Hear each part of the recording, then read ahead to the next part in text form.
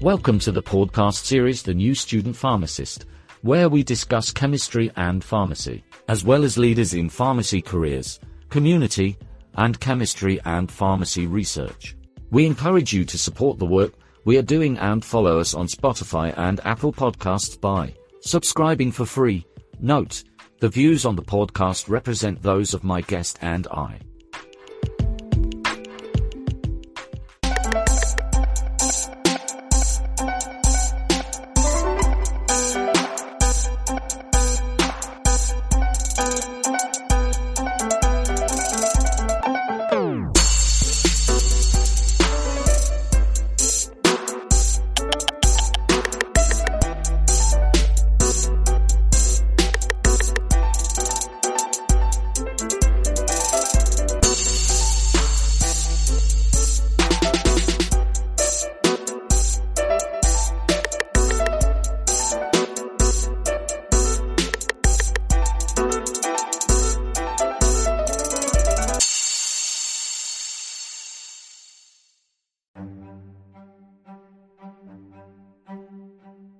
Purpose of these episodes not at all for advice or medical suggestions. These are aimed to provide support to peer pharmacists in training in educational and intellectually stimulating ways. Again, these are not at all for medical advice or medical suggestions. Please see your local board and state-certified health professional. The views of this podcast represent those of my guests and I.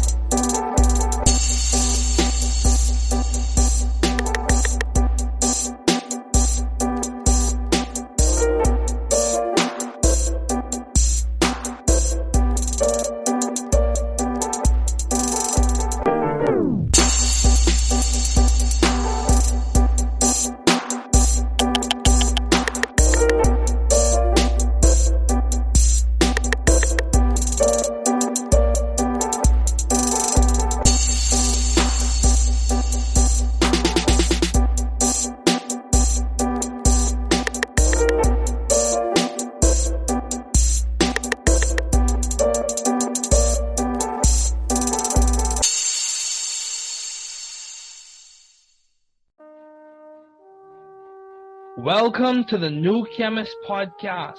We're so glad you're listening. Feel free to download this podcast on Google Podcasts, Apple Podcasts, Spotify, Stitcher, and a variety of other platforms. Here on the New Chemist, we discuss chemistry, which simply put is the science of change, as well as the other sciences, careers, community, research, and Nobel Prize lectures in chemistry and the analysis of their speeches. We're happy you're tuning in. My guest today is Dr. Trevor Johnson. Thanks for joining me today. It is so good to hear from you. Just briefly, I'll inform my audience about you. So, Trevor Johnson. Trevor Johnson is a budding, developing Bahamian leader. He has completed his Bachelor of Education with Biology and Biological Sciences at the University of the Bahamas. He completed a Master's of Science in Climate Change from the UE, University of West Indies, Cave Hill, and he completed his PhD in Crisis, Emergency, and disaster management. He has also served as a strategic advisor, a climate change specialist and consultant. He has served as a founder of the Bahamas Climate Change Campaign, and he has also served as a disaster risk management consultant at the IDB. Trevor is on a good path to making a difference in the Bahamas. It is so good to have him on today as a guest. So, Trevor, what have been your long-standing interest in the field of science? Hi, thank you, David. First, it's so great to be here with you. And yes, I've had a very, very long interest in science. At one point in my life, I think I wanted to be a doctor, but that quickly shifted when I fell in love with teaching.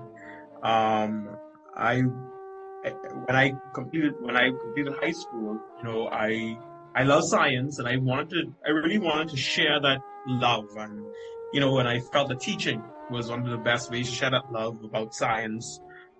So I taught high school for about 3 years.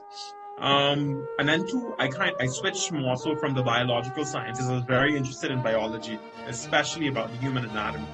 I switched from that and I went into environmental sciences. I became very interested in climate change, and I did my PhD in disaster management. While disaster management is a very, very interdisciplinary field, it's very much so more aligned on the social sciences side of things. But I've always had a love for science, always. Yeah, it's interesting, because I've looked at the megatrends, and one of the megatrends involves there being a heavy emphasis on climate change and integrating policies that are able to mitigate some of the changes occurring in our climate. So yeah, I think you will find a lot of utility in your degree, or with your degree and with your training. So how do you maintain view of the bigger picture in your career and in your life in general? So when you face obstacles and challenges, which I'm certain you have faced, what have you done? What toolkit do you use? What strategies do you employ in order for you to keep a good perspective or a healthy, holistic view of what's going on? What do you do, especially for your academic pursuits? In terms of my academic pursuits, as cliche as it sounds, I was always a very hard worker. I was always one of those persons who was driven by passion. And I believe that once you found something that you were passionate about, that made the obstacles a bit more, they didn't come up as much, because, I didn't have to deal with issues such as fatigue or like not doing what I wanted to do, because I was doing what I loved. So that helped me a lot, on this path. But of course, like you said, there would have been barriers along the way. And I think with those barriers, whenever I experience them, I think the first thing I would do is I'd often pray. I come from a very strong faith background. I'm Christian in terms of religion, but I think I know I have a very strong faith in God. So that definitely that helped me along the way. And then two, I try not to necessarily look at the negative in things. When things happen, sometimes we see them as a lesson, rather than curse a lesson. Like I look at situations and more so, what is this trying to teach me? What skill is this trying to, get out of me? Or what am I going to learn from the situation? Of course, you're a bit down when you get disappointments or barriers or obstacles. Yeah, but that's human. But when we focus on the negative, we can't focus on the negative too long. You have to necessarily look at it as in terms of how am I going to learn from this experience, or how is this going to make me a better person? Yeah, I agree. So you almost seeing your experiences with a degree of pedagogical value or teaching. What can this teach me? What skill set do I need to employ, or what skill set can I even gain in the circumstance I could carry with me to the next challenge or next opportunity that I'm going to encounter? So yeah, that's very true. And I too have faith in, I too have my faith perspective, my Christian faith perspective, and I could say it definitely helps me as well. So how have you been adaptive and creative in the field of science? I'm sure you, in teaching, I've heard a lot of discussions about education. So I'm sure in your classroom, you probably had to employ a degree of creativity or adapting different types of content to make the students engage. So can you give an example of ways you have been adaptive and creative, even in your teaching or in your learning, when it comes to science and disasters and climate change and disaster management? Okay, great. So in terms of being a high school teacher, yeah, I definitely had to learn to adapt. Because I was a student, I always got science very easy. Something I loved, something that I always did.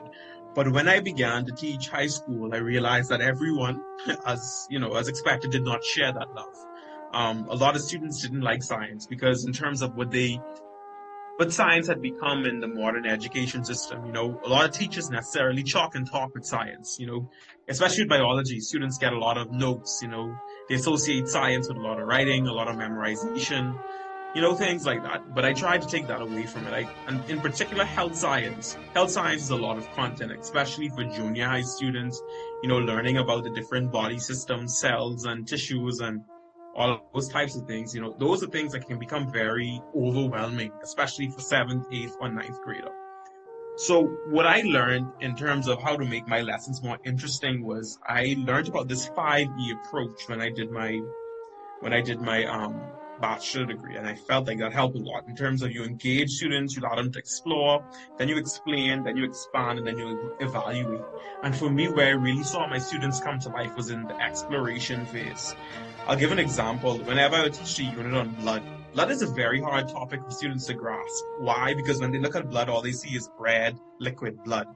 Trying to tell students that blood is comprised of plasma and cells, different things, is very difficult. So what I usually do is I would, let students actually make blood. So what we'd do is I'd get water, I'd put a little yellow dye in it to represent plasma, and then I'd usually soak Cheerios in red food coloring so that when they put the Cheerios inside the liquid itself, it becomes red. And then they understand that hemoglobin is found in red blood cells and it helps to give blood that color. So it's just activities like that help students to see the connection between what science is and how you can actually see it. It's real, it's here, it's there. And it makes the learning process more meaningful. As a 27, 28-year-old, or even as adults, certain concepts are very easy for us to grasp. When you're talking to 11-year-old who, when they cut themselves, they only see this red liquid oozing, and trying to explain to them that you have platelets and plasma and red blood cells and different type of white blood cells running through your veins, that could become a very, very complex, topic for them to grasp. So what I usually try to do is have some sort of engagement and exploration activity so that students could see the content, so that they can experience the content and they don't necessarily become a passive audience, but rather they become active participants. Oh, that's good. That's very good. Yeah, I've heard about the 5E method too. I tried to integrate that in one of the books that I'm working on and updating in terms of high school chemistry. So yeah, So I've heard of that approach. But yeah, that's very good when it comes to discussing the composition of blood in terms of formed elements and plasma and all this other good stuff. Yeah, that's very, very good. So, how did you seek or find the right environment for you to thrive scientifically and intellectually? How do you go about finding a good institution that works for you? And how are you sure when you're searching, how do you seek and search through to find the environment that works for you, not only scientifically, but also intellectually, that allows you to grow and develop as a person and also as a professional? So, what do you do? How do you go about the process? So I'll give an example in terms of when I was doing my PhD, in terms of when looking for a place to study, in terms of how I found my university. I did my bachelor's degree in the Bahamas at home. I did my master's degree in Barbados, regionally focused. At that point, after completing my master's, I knew I wanted an international focus. The area that I'm interested in is the environment, climate change, disaster management. And I think, especially coming from small island developing states, it's very important that you have a regional perspective and you have a global view as well. And I wanted that. So that's why I really made my decision with the United States. Now, in terms of when looking at a program, there are very few programs in the United States that offers a PhD in disaster management. That's the first thing. As I would have mentioned, disaster management is a very interdisciplinary field. meaning that a lot of, and it's even expressed in where these degree programs are housed. For example, some universities, they would have a PhD in disaster management, for example, in the engineering department, where others would have it in the public policy. Some would have it in sociology. Okay. And so that just goes to show you how interdisciplinary this field is. And what I did was, when looking, I didn't want a specialization in the field. So I didn't want a disaster management degree that was, or a PhD in engineering that was specialized in disaster management, or public policy PhD that was in disaster management. I wanted a full PhD degree in disaster management.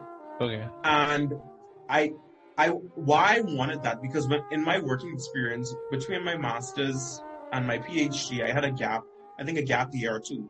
And I started to work with my country's Ministry of Disaster Preparedness Management and Reconstruction. Mm-hmm. And I realized that there was so much things that we did not know. And I know that knowledge cannot be filled without having a deep and intimate understanding with the body of knowledge associated with disaster management. That was my impetus for doing a PhD. Okay. In terms of why I wanted a pure degree in disaster management, I looked at how I found it. I looked at the department's mission, vision, and understanding. That gives you a very, very clear understanding of how a department views a particular academic discipline, especially one such as disaster management, which is a very young and emerging academic discipline. Okay. It is indeed an academic discipline. It isn't as mature as areas like chemistry or sociology or psychology. Mm-hmm. But when you're pursuing fields in this area, it's very important you have a very good understanding of how departments view disaster management.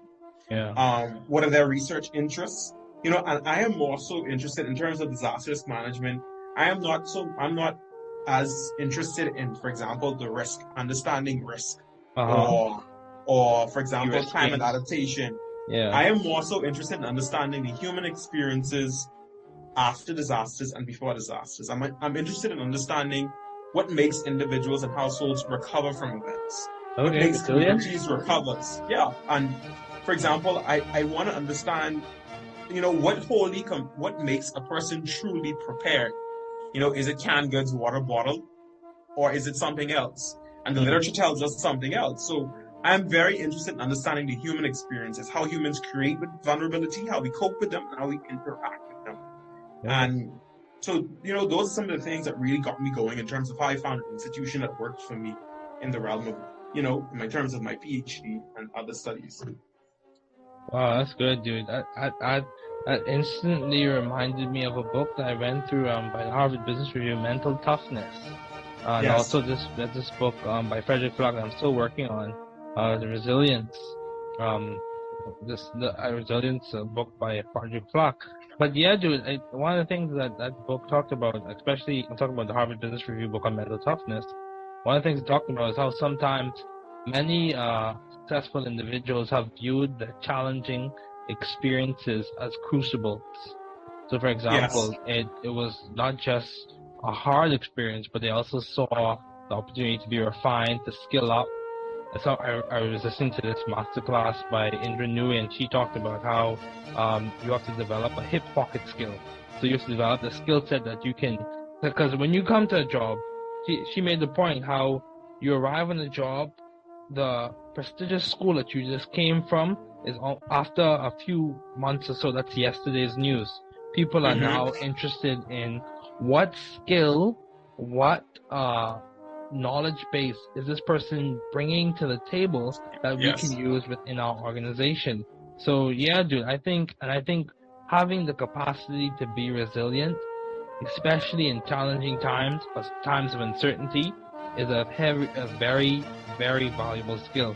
And I think many times we talk about post-traumatic stress, and that sometimes occurs as a result of disasters, but the book also mentioned, this is the Mental Toughness book by Harvard Business Review, it also mentioned post-traumatic growth, how for some individuals, after going through a hard experience, their growth is very different compared to other individuals. It's very different. Yes.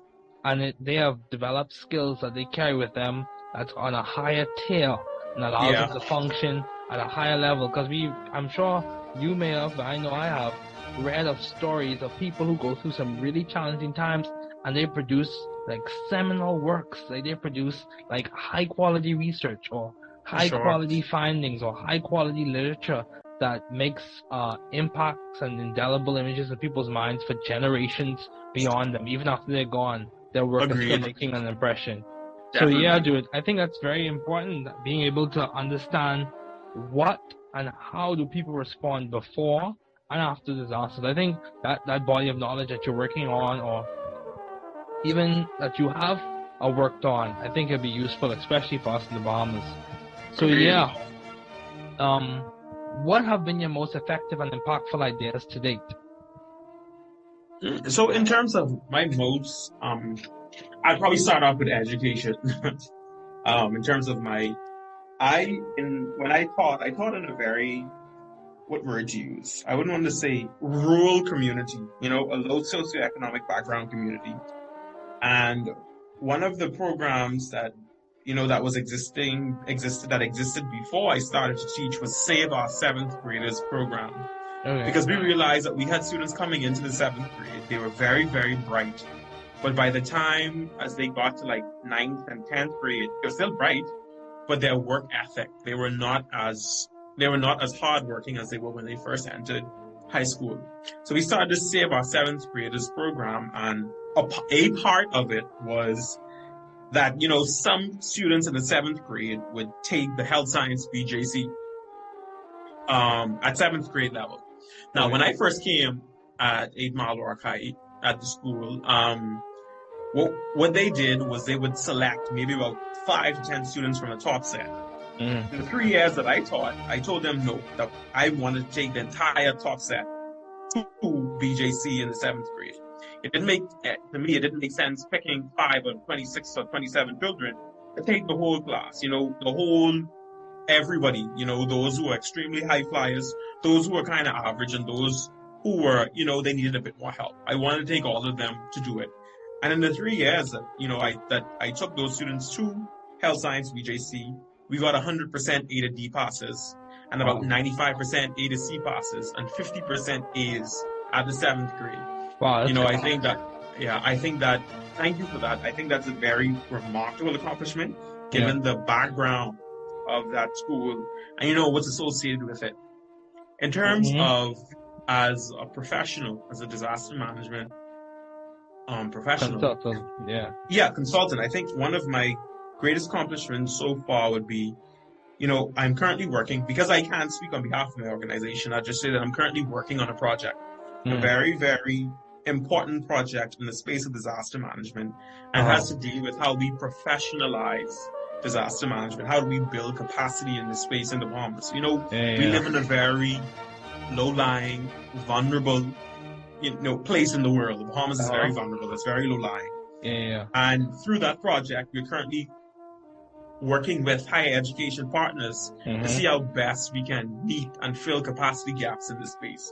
And I think that's a great contribution to disaster management, considering the fact, of our vulnerabilities, our realities, and then there's a clear human capacity gap in country. Yeah. So that's a very interesting point that you make. And this is the thing, Trevor. One thing that I've come to see and come to understand, especially with my discussions with other people and also my own reading, disaster, from my understanding, your ability to cope with a challenge or a disaster or some major crisis, your education does come into play. Not just in terms of your ability to accrue financial resources, but also your ability to work through the challenge and prepare for the challenge, and also do the work after the challenge to get back up to on your feet, and to be functioning. And I think when it comes to capacity building, it may require, and this is just my suggestion, it may require developing skill sets at the associate's degree level or certificate level until you're able to progress towards a full-fledged bachelor's degree or master's degree at a university in the Bahamas. Or even a minor. A minor, even a minor. I think we have to start small, and we have to improve on that small initiative until we could really build capacity to the point where we have those higher tier degree programs. But dude, I think that's very important. I think it's very, very important. So how have you maintained vision and teamwork in your environment? How do you maintain those goals, those ideals in your workspace? How do you keep perspective in terms of the overarching goal the organization has set, and also collaborating with people? How do you keep that in check? I think one thing I've learned is in terms of, just whole collaboration, teamwork, and everyone functioning as one well-oiled machine. One thing I've learned across time is that you have to recognize that people are different, and we must be okay with working with people who are very different from us. Different in terms of personalities, different in terms of strengths and weaknesses. When you have a team, everyone is not going to be good at everything, and some persons are going to be weaker on certain things than others. It's very important to identify the strengths of each person, and you allow them to work in that space where they're strongest at. And you don't necessarily put people in where they're weakest. You find someone who is strong in that area and who can possibly help them. So I think what I've learned too is, really understanding your team members. That plays a big role. You have to understand who you're working with. And sometimes people are not comfortable sharing what they're strong, not with their strong. People are very comfortable with that. Oh, yeah. In my experience, people are very uncomfortable talking about their weaknesses. Yeah. And I think, one thing I learned, a skill that I would have, learned when I worked in another organization was when we had to work together, especially in big projects. One of the things is I'd always ask people, what is it that you don't like to do? What is something that you're weak at? We always began with that. Why? Because then we knew simply which areas not to give a person or where not to put their focus. Because at that point, if you're not moving intentionally in terms of understanding each other, then you're only going to have issues later on. So it's really good to understand, which areas persons, may not be as strong in. So one, you may be able to partner them with someone who is strong in that area so that they can gradually develop those skills with time. And then two, initially, especially if you need the project come off the ground in a very quick time frame, you usually want to put persons who are stronger in certain areas to complete certain tasks.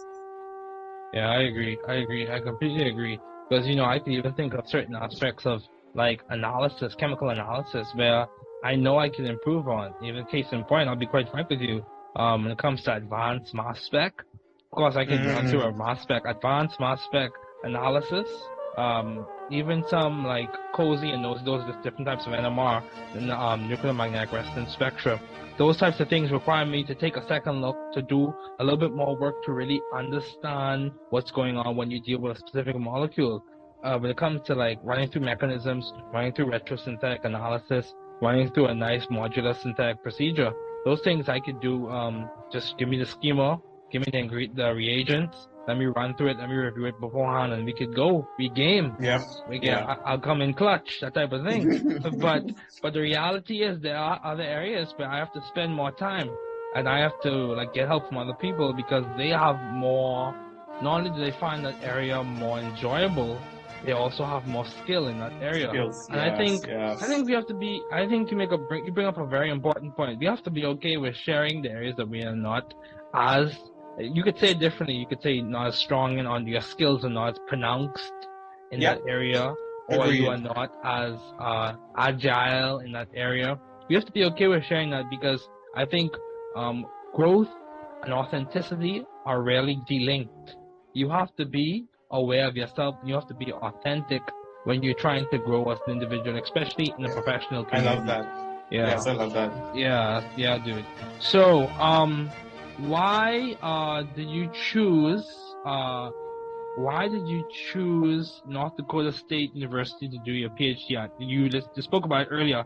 Was it also the social environment too, or was it primarily the academic emphasis that played a role in you deciding NDSU as a university? So I would say it was two things. It was, I studied in the Bahamas, I studied in the Caribbean. I wanted a different experience. I wanted a different exposure. I am a black man and I lived in a predominantly white state. I'm from the Caribbean, hot climate, and I lived in a very cold state. Yeah. I knew those things going straight out the gate. I knew what I was going to, face with. But I think in that experience, it would have taught me a lot. So that was one. I was open to the challenge. I was open to experiencing something different. Coming out of my comfort zone.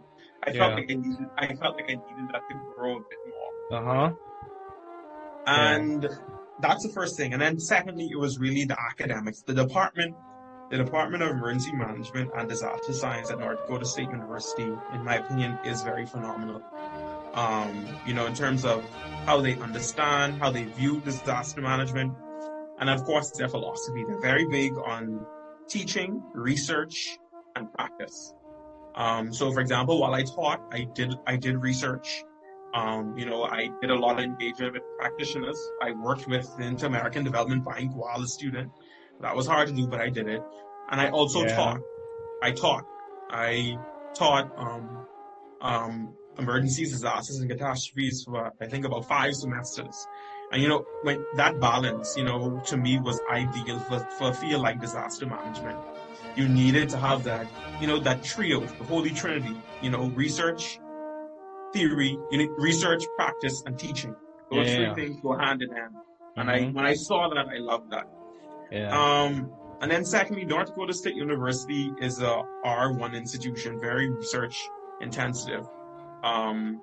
So I knew that going to that institution, I would have that support in terms of being in a rigorous research environment, and that it was.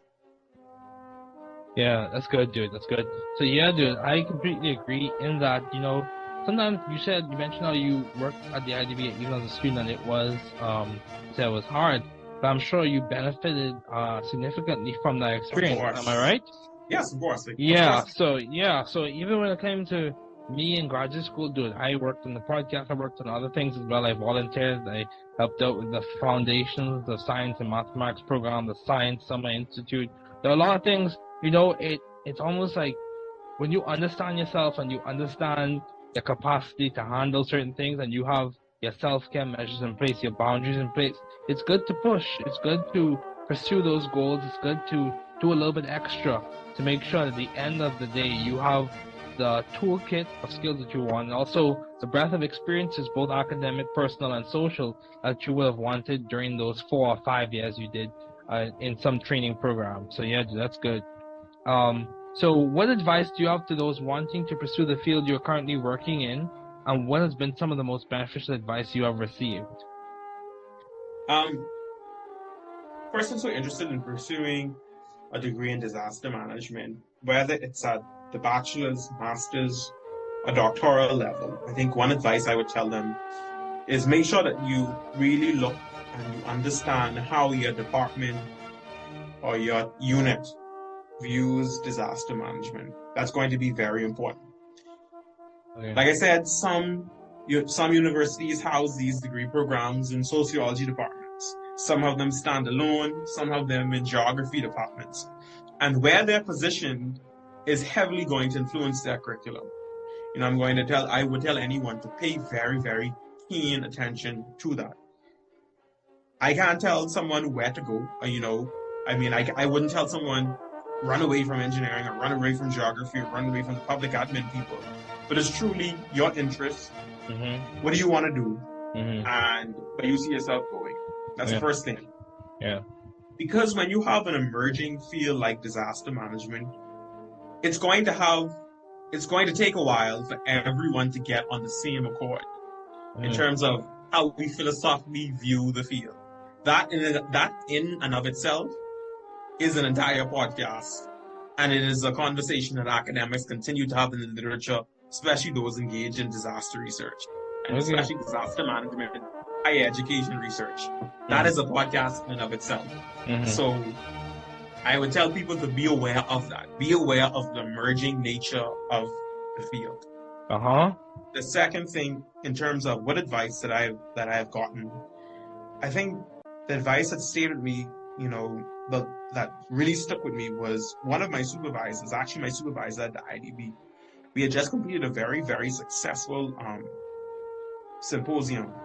We had gotten the success, we had restored client trust. We had done exceptionally well. The team had done very well. Mm. And one thing my supervisor told me was that she told me never to lose my human touch. She always told me that regardless of how many degrees you get, how many job offers you get, she said, she reminded me to stay humble, to remain as humble as I was. Yeah. And because when you remain humble, when you keep that human touch, people are going to want to work with you more. You make things very easier to do. And, it's just going to be better for a team. A lot of times, and I say this as a PhD, some PhDs are the most difficult people to work with. And I say that as a PhD, so whoever has an issue with it, they can come to me personally. But PhDs can sometimes be the most difficult people to work with simply because they're not grounded.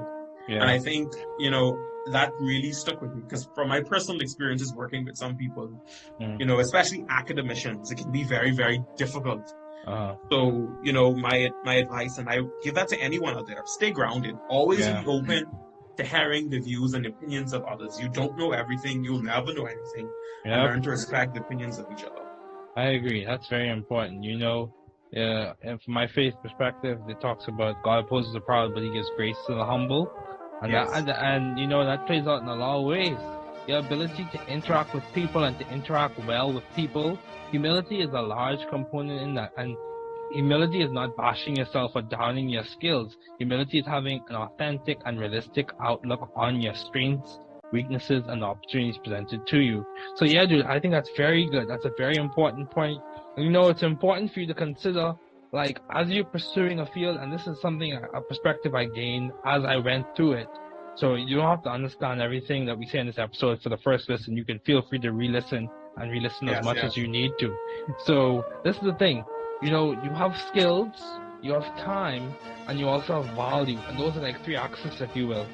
You have to think about, how do the skills I'm getting now translate over time? Will they still be as valuable to me and to others as they are now in the next 5, 10, or 15 years? That's why climate change is such a hot topic, because it's such a hot area to get skills in or have a degree of competency in, because trends are leaning towards that heavily in terms of investing in climate change, infrastructure, climate change resilience, having an understanding of what it takes to be resilient, all of those things, given the current situation on our planet. And then also, like you said, it's important to understand how your field is emerging and how it's burgeoning and how it's developing, and what are those hot topics, if you will, in your field. Like in biology and chemistry, having an understanding of what we call the ohm, like the genome, the lipidome, the proteome, which basically is referring to the entire profile of a subclass of macromolecules, or a class of macromolecules like proteins, lipids, fats, all those things. That's very in a way it's hot, and people are now looking at the perspective, or looking at these from the perspective of, how does my understanding of the lipidome translate into me making an impact with this specific pathology? How is my understanding of a specific subset of the genome within this organism complement to me having some ability to determine some type of drug pathway, or some cycle, or some function in the body? How can how can I implement some loss of function mutation? Those types of things. And all of those things they're coming from this impetus that the ohm, genome, proteome, metabolome, lipidome is providing.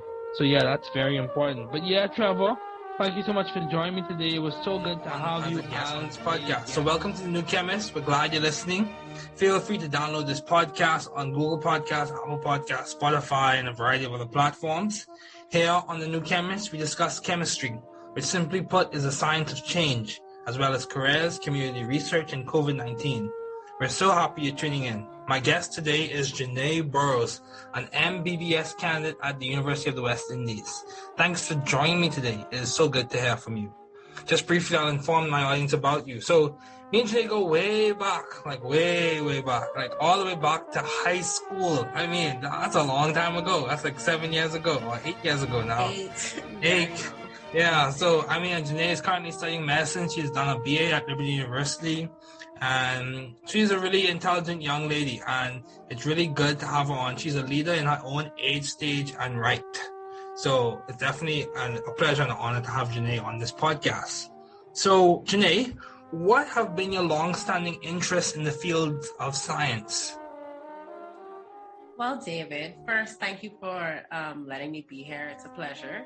I would say that my long-standing interests, one being in the fact that I am studying medicine and I am 1 year out from my MBBS degree, and I'll finally be a doctor fully.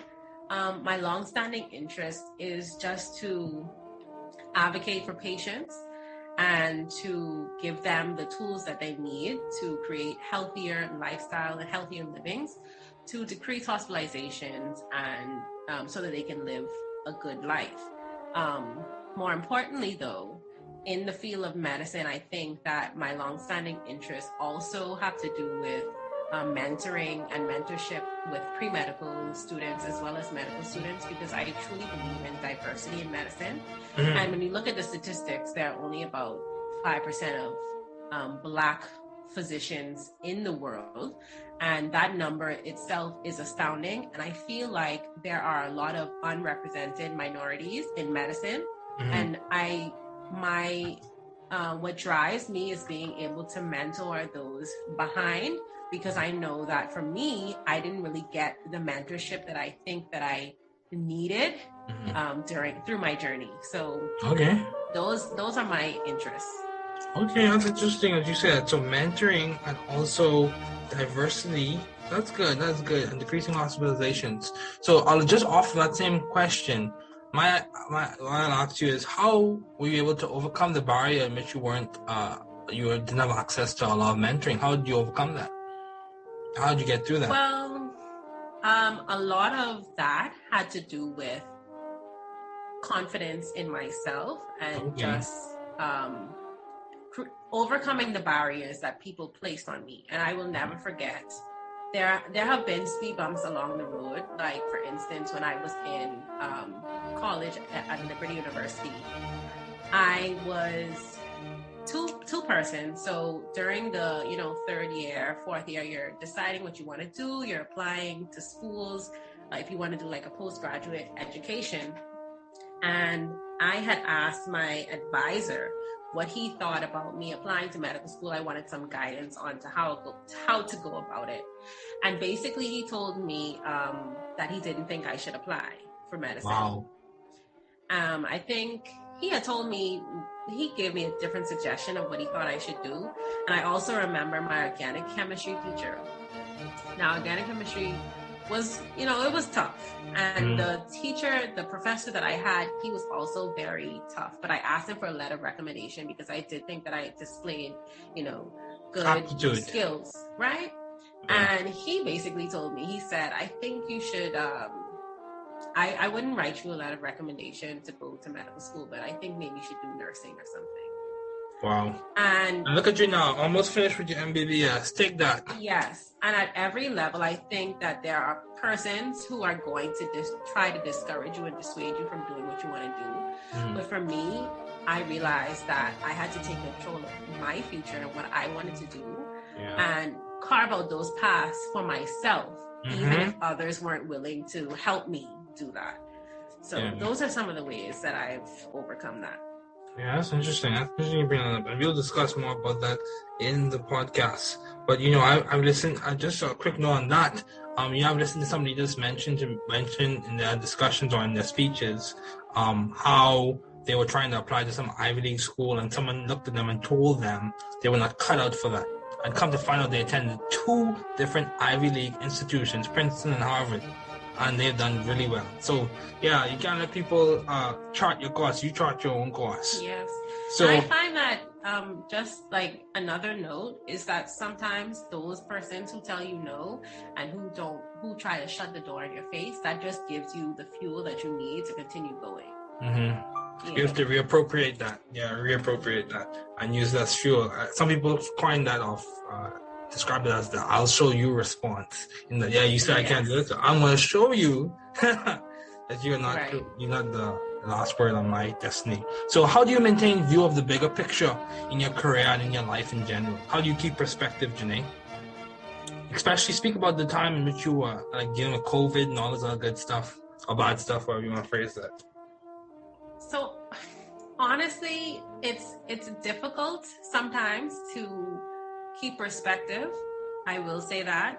And during my time studying, like you said, COVID, but even before COVID, after my first year of medical school, I was back home in the Bahamas and I was supposed to leave actually. I was scheduled to leave, but I stayed behind for like a family wedding and something.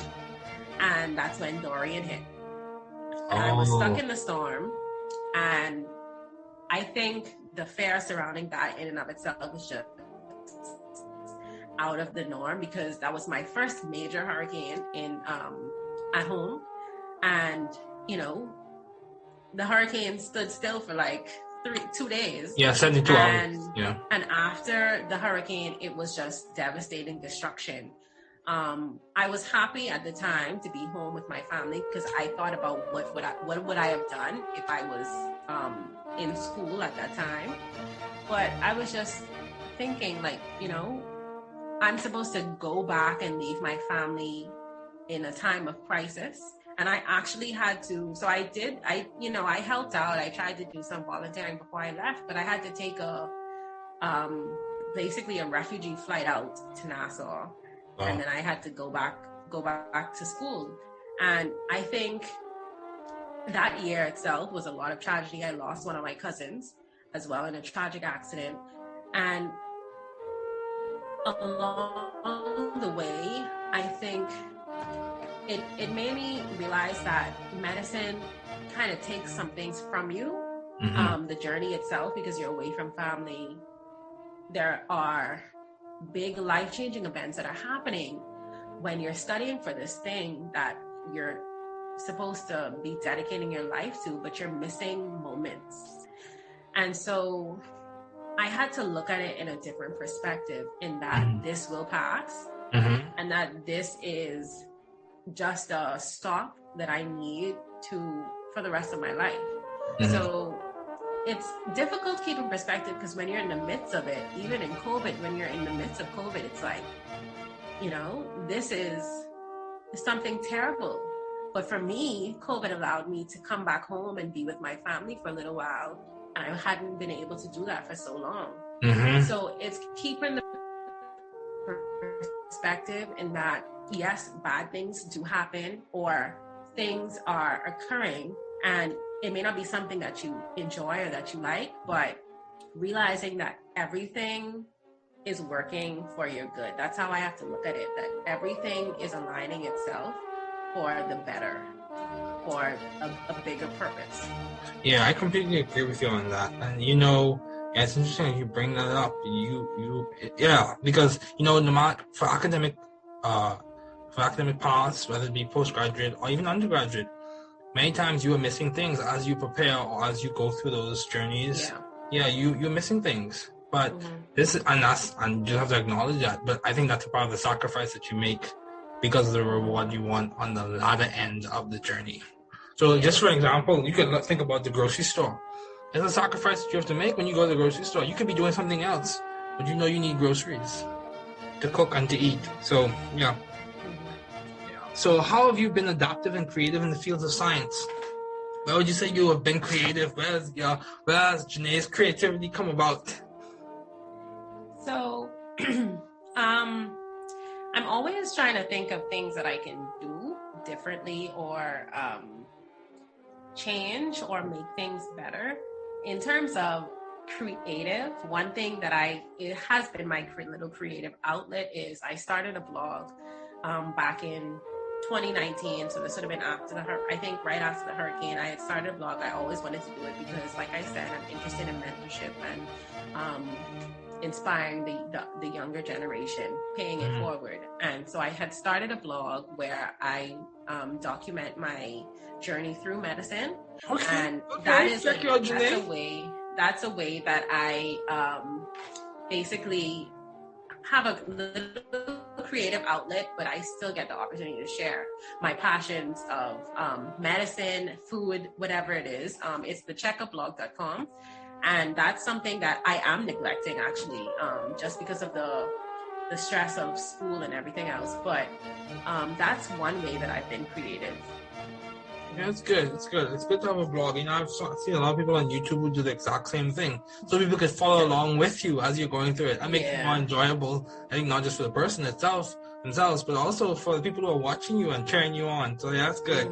Yeah, so how did you seek or find the right environment for you to thrive scientifically and intellectually? How did you seek it, or how have you complemented to the environment being a place where you can thrive? So, that's such an interesting question. So, in some instances, it wasn't really a choice in terms of seeking out, like, for instance, school. I know for college, I didn't really choose where I went to college, but I think regardless of the environment, I've always tried to find individuals or clubs that I can grow and, mature in, where I can be surrounded with people who are at the same intellectual level, who can inspire me and encourage me to do better. So in college, I actually created the Caribbean Student Union at the Caribbean Student Association at Liberty. Okay. And so that was one way that I was able to find, people that I could, be inspired and be around them. Now here in medical school, one way that I have kind of been able to find the environment to grow is through community service. Yeah. So I'm the student representative for the American College of Physicians with internal medicine at my university. And so one thing that we like to do is community outreach events. And most notably, one of the things that we recently did, we went to a Haitian church in the community, and they wanted us to do a clinic there because a lot of the members don't go to the clinic due to various reasons, whether they're scared of immigration or they don't think that they'll be treated fairly. So we did a clinic there, and we were able to serve almost 100 persons and give them their checkups, their blood glucose, screen for hypertension and diabetes and all those stuff, and just counsel them with health. So that's something that I'm also passionate about, and that's something that fuels me. And so finding, those individuals who are willing to come out and service the community in that way has been very important to me. And also, so that's just some of the ways that I've been able to surround myself with people who can help me to thrive in those environments. Okay, yeah, that's good. You're the student representative for the American College of Physicians in terms of internal medicine. That's good. That's good, Janayman. This is good. So what have been your most effective and impactful ideas to date? What would you say what idea that you're using now, or what strategy that you're using now has got you this far in terms of being a medical school candidate at the University of the West Indies? What strategy, what time management strategy, what technique, what study approach, what's helped you get this far? I would say that there's two things, probably. The first one is to always be adaptable. Okay. And whether that's in my study methods, whether that's in, in the hospital, just learning how to interact with different people, you want to be adaptable because there are various different personalities that you will encounter at the hospital. There are so many different things that you will encounter just anywhere in the world. And so I think being adaptable has helped me to get so far. Also discipline, but just being adaptable, as well as just continuing to never stop learning. So obviously I'm in medical school, so there's just a lot of information that I have to learn. But I think in life in general, being able to be willing to continue learning and to continue unlearning things that are not serving you. So I'm actually reading this very good book right now called Think Again. And it basically talks about the ability to unlearn things that are not getting you ahead and be willing to learn new things. So there are some things that we learn as children or that our parents teach us that they learn from their parents. But in this current generation, some of those things just won't cut it, So you have to be willing to kind of shed those things and learn new things. And in medicine, of course, I'm just always reading, and I'm always trying to build on the knowledge that I have because it'll serve me. And it's honestly so surprising how many times I'll remember something or I'll be able to think of a concept that I can't remember, but I read it maybe 5 years ago. And so those are the two things: basic adaptability and being able to learn new things. Yeah, that's good. So yeah, I could relate to that too. In terms of when I was in organic chemistry, one of the things I would do, I had a favorite show on Discovery Channel called Gold Rush. And one of the characters, I used one of the characters to come up with a mnemonic for one of the regioselective rules. So when terms of Hoffman's rule or Zeiss's rules, for example, there was a character named Todd Hoffman. So tert-butoxide T, Hoffman, tert-butoxide facilitates Hoffman's rule or result. The products follow Hoffman's rule when they use it. So that's how I did. So I can relate to that a lot. So Janae, how do you maintain a balanced life given all your responsibilities and accomplishments? So how do you keep your priorities in check? How do you stay level during all of this? It's very difficult, David. It's so difficult. I think that I'm honestly always juggling something. Okay. And I recently saw this quote. I shared this little thing on social media, and it basically said, I'm trying to juggle things financially, but I'm always also trying to get enough sleep. I'm trying to keep on top of my work, and I'm also trying to spend time with my family. So it's a constant push and pull. Mm-hmm. And I don't think that I have perfected it. And I think as I've gotten older, I've realized that you will never truly find a balance, but it's just realizing that certain seasons in your life require a different balance. So right now for me, I am finishing up medical school, and more of my time is required to just, finish and prepare for the next step. Mm-hmm. But also I try to balance it by spending time with my family, and I'm blessed that now I'm back in the Bahamas, and so I'm able to spend a lot more time with my nieces and see my family a little bit more often. Mm-hmm. And so where my cup is being poured out at work, I'm able to come home and get my cup filled up again. And so I think that is a balance that has been working for me. Like I'm not reading as much as I want to read. I still don't get to catch up on my Netflix shows like I want to, but I am satisfied that, the push and pull is working for me right now. Mm-hmm. And so, it's a balance, but I have not reached that equilibrium as yet, but it's working for me. That's good. I like what you said. Different seasons of your life require a different set of priorities that you have to work through. Yeah, that's good. That's really good. So how have you been successful as a student? How did you get into UE? Like, UE is a good school in the Caribbean. How did you get into UE? And how have you gotten this far? Like, how were you able to stay in this long for UE to being close to finishing? So how did you get through? If you were to break down your success thus far to date in UE and at Liberty, what would you say has complemented tremendously? Will it be networking, time management, study skills, your friends, the clubs you are part of? What has complemented to your success? So I will say probably the number one thing is discipline. Discipline, okay. Yeah, so I've always been a very disciplined person, but just continuing to keep that discipline, and I don't know, it's a discipline thing, I would say.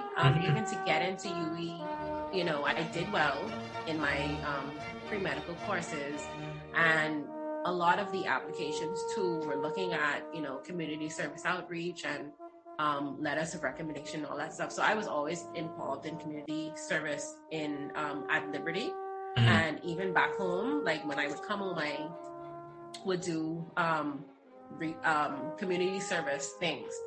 And so I think that kind of helped in getting into UE. I had applied to 2 of the schools, but I wanted to go to Jamaica because, I think that, the Jamaica campus is the best one. Jamaica. Yeah.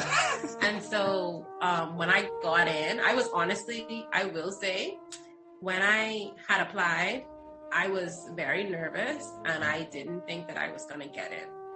Okay. I think it was more of an imposter syndrome thing where I didn't think I was going to get in, and I was waiting for them to reply to me. And I honestly had like a little midlife crisis and thinking, if I don't get in, what am I going to do with the rest of my life? Like, David, honestly, I spoke to my parents and I was like, I don't know if I should apply to dentistry school. Like, do I really want to be a doctor? Like, And they had to basically say, Janae, you've done everything that you can. You have applied. You've worked hard. Just leave it up to God. Yeah. And yeah, like there's a whole other story about like my whole UE application thing. Mm-hmm. But when I got the letter that said that I got in, mm-hmm. I was ecstatic. Now, staying in UE, I don't think that it's as hard as getting in. No, I just don't think it's as hard as people make it seem. Mm-hmm. Like, yes, medical school is tough. But I will say with anything, it's a constant building on what you've learned the prior year and continuing to build and being able to continue reading. Like, UE's motto is read for your degree, and they mean you will read. So I think I can't all contribute it to myself, though. I will say having a good set of friends who are able to study with you and go over questions, like that's vital.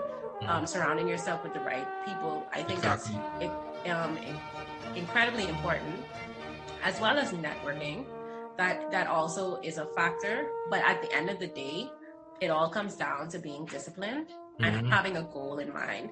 And I've always been a very goal-oriented person, and looking at the future, like, this is what I want to do. I'm going to do that by any means necessary. So if I need to put in the work, I will put in the work. And I think that is what's kept me going so far.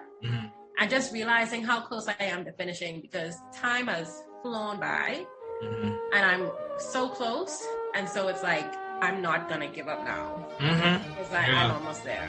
There you go. I can't give up now. That's good. This is good. I feel like I'm getting inspired. I have to re-listen to this just as I one snippet. That is good. That is good. So how have you maintained vision and teamwork in your environment? How do you keep the collaborative spirit going with your friends and stuff like that? What do you do in med school to keep it going? So one of the things that my friends and I do, we try to, it depends on like whatever rotation we're on, but we definitely try to go over questions, when we're coming up to the exam. Right. And we're always trying to bounce ideas off of each other, because at the end of the day, there might be something that I'm strong in where my other friend isn't strong in. And I can explain that to her, and vice versa. I may not understand something and they may understand it and they can explain it to me.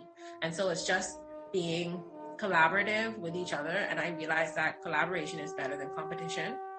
All of us have the same goal in mind. We all just want to graduate. And at the end of the day, having that team mentality, it's not just about I, helps to translate to even with your patients, It's because when you finish medical school and you're working on the wards, you're working with a team. And so you have to have the adaptability to work as a team player. And I think, having those study groups with my friends and having, being able to text each other and ask, okay, so what do you think about this? And sharing stories about, sharing like case reports with case patients, studies, high level thinking, case studies. Like, so that helps a lot with everything. So that's how I've maintained teamwork. And also, one of the things I found, some of the most progressive or really advancing clinics, they're multidisciplinary. They have a variety of people, a plethora of specialties working together to solve the cases and different perspectives. When you have a high degree of expertise, though the perspectives may be different, when they are good in their craft, that complements to solving the issue, or at least ameliorating the condition. So that's good. So why did you choose MBBS as opposed to dentistry or any other path? What made you choose medicine? Why medicine? From I was 6, I think, maybe 5 or 6, I always wanted to be a doctor. Okay. I think it might have been partly due to the fact that my uncle, Dr. Hayward Cooper, was an obstetric gynecologist. And so I don't know if that kind of contributed to it, but I always knew that I wanted to be a doctor. And going through school, I think it was just something that I gravitated towards. I always loved the sciences. Me and you were in physics and chem and all of that. Every class together. And even in college, it was just something that I enjoyed. But in terms of choosing between dentistry and like medicine, I don't really like teeth, and I don't think I could spend my days looking at mouths. But just having that patient interaction with someone and being able to, fix something for them, to make someone better than you left them, Mm-hmm. Someone and there's something wrong, and you're able to aid in the solution process. Yeah. I think that is what really drove me towards medicine. Now, MBBS versus MD in the US, it just made financial sense to me, to be home and to have a cheaper tuition. It made a lot of sense to me. Yeah, that's good. Yeah. So after I finish, I will have to do some additional training, and who knows if I'll go to the US, but MBBS just felt it was the best choice for me. Yeah, I think it's an established fact. Some of the best doctors in the Bahamas have passed through UE. Yes, the best. One of the former prime ministers, as well as one of the leading obstetrician gynecologists on Grand Bahama, they passed through UE. So the fact that the evidence, evidence is clear. The evidence is clear. Opinions might vary. But when you base your decisions and opinions on the facts are clear. Yes. Some good doctors come out of UE, so that's a fact. So do you have any advice to those wanting to pursue what you're currently working on? What is the advice to someone who sees this and says, "Wow, Janae is really doing a good job. How can I do what Janae is doing?" What would be your advice to them? I want to go to medical school. I'm in the Bahamas or I'm in the Caribbean, and I want to go to UE. What's your advice to them? My advice is to not give up. If it's something that you want to do, continue to pursue it, and can pursue it with all your might. And doors will open for you when you're persistent.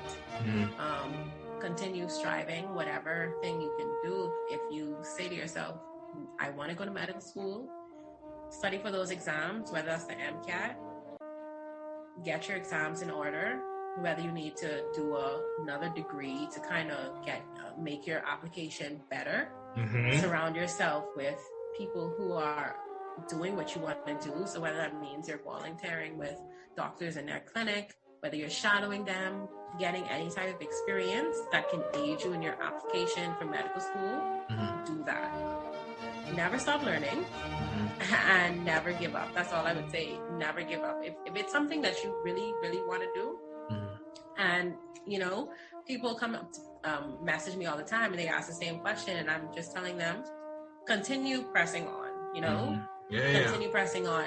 There will be doors that will open for you, but don't give up. Yeah, it's important to have vision in mind, to be persistent and to persevere. So what has been some of the most beneficial advice that you have received, Janae, as we conclude? What has been some of the most beneficial advice you have received from your parents, from a teacher, or whatever the case may be? What's been some of the most beneficial advice? What replays in your mind when you have hard days, or what keeps you going? So recently, I will say, my parents give me advice all the time, and they give some of the greatest advice. But one of the best advice that I've received recently, and that I've just been implementing recently, and this kind of goes back to what I was saying earlier, but one of the best advice is that always ask, always shoot your shot, and for me, as I am transitioning, about to graduate and figuring out what I'm going to do for residency. Yes, it's never be afraid to ask someone, shoot your shot. If you want something, go after something and ask. Don't be afraid of no, because people will tell you no a bunch of times, but all you need is one yes. All you need is one yes. And so for me, that's been working. I have just been shooting my shot. I've been asking for help. I've been, seeking out these mentors and not being afraid of hearing the word no, because when you hear the word yes, that one yes can change your life. And I think that applies to so many things in life. And it's like, the Bible tells you to ask, to knock. And you have to be confident and do that. And I have found that a lot of people in this world they've gotten to where they've gotten, not because they're qualified. Now, I'm not saying that people aren't qualified, but a lot of people have gotten to where they've gotten because they've not been afraid to ask. Yeah, that's true. You know, you have to be afraid. You have to not be afraid to ask, because closed mouths do not get fed. Yeah, that's true. That's very true. Yeah. And just as we conclude, I'll just say these words were credited to Mother Teresa. People are often unreasonable, irrational, and self-centered. Forgive them anyway. If you are kind, people may accuse you of selfish, ulterior motives. Be kind anyway. If you are successful, you will win some unfaithful friends and some genuine enemies. Succeed anyway. If you are honest and sincere, people may deceive you. Be honest and sincere anyway. What you spend years creating, others could destroy overnight. Create anyway. If you find sincerity, serenity, and happiness, some may be jealous. Be happy anyway. The good you do today will often be forgotten. Do good anyway. Give the best you have, and it will never be enough. Give your best anyway. In the final analysis, it is between you and God. It was never between you and them anyway. Thank you, Janae, so much for joining me today. It was so good to have you on.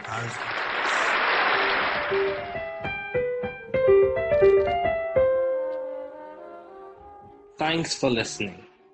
We're glad you were able to tune into this podcast. Once again, this is The New Chemist, where we discuss chemistry, which simply put is the science of change, as well as the other sciences, careers, community, research, and COVID-19. Thanks again for listening. Note, the views on this podcast represent those of my guest and I.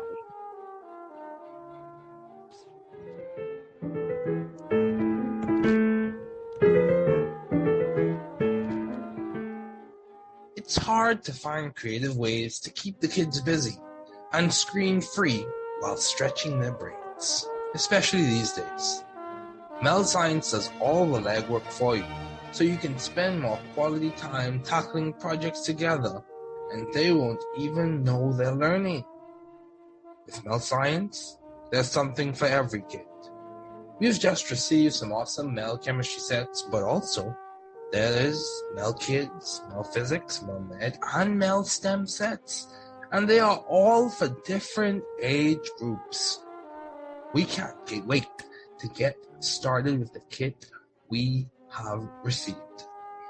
Get 60% off your first box of any of the subscriptions by using the promo code CHEMIST for the first month for any of Mel Science's subscriptions, but it will only be active for 1 month. You can find the link in the episode description.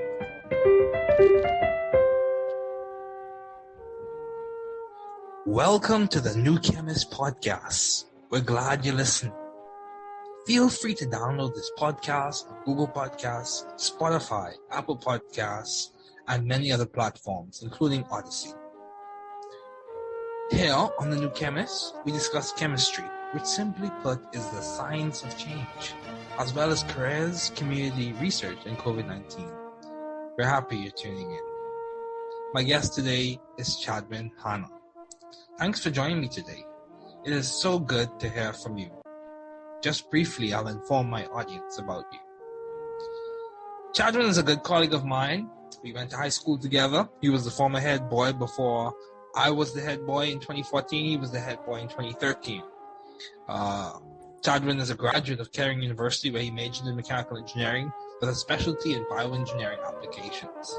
He also has a minor in biochemistry. He comes from a diverse cultural background, having received his secondary education in Freeport, the Bahamas, at the great Bishop Michael Eldon School, and pursued his post-secondary studies in the USA. He is determined to use his knowledge of engineering and the human body to leave a lasting impact on the world of medicine, and most importantly, the lives of people for whom this industry exists. Like I said earlier, Chadwin is a good colleague and a good friend of mine. It is a pleasure and an honor to have such a bright young man on this podcast today.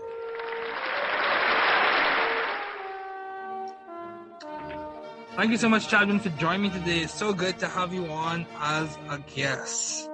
Well, me and Chadwin go way back to high school, all the way back to high school.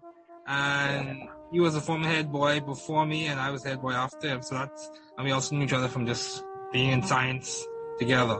So, Chadden, as we begin, what have been your long-standing interests in the field of science? So, thanks for having me on the podcast. Great that we could connect like this.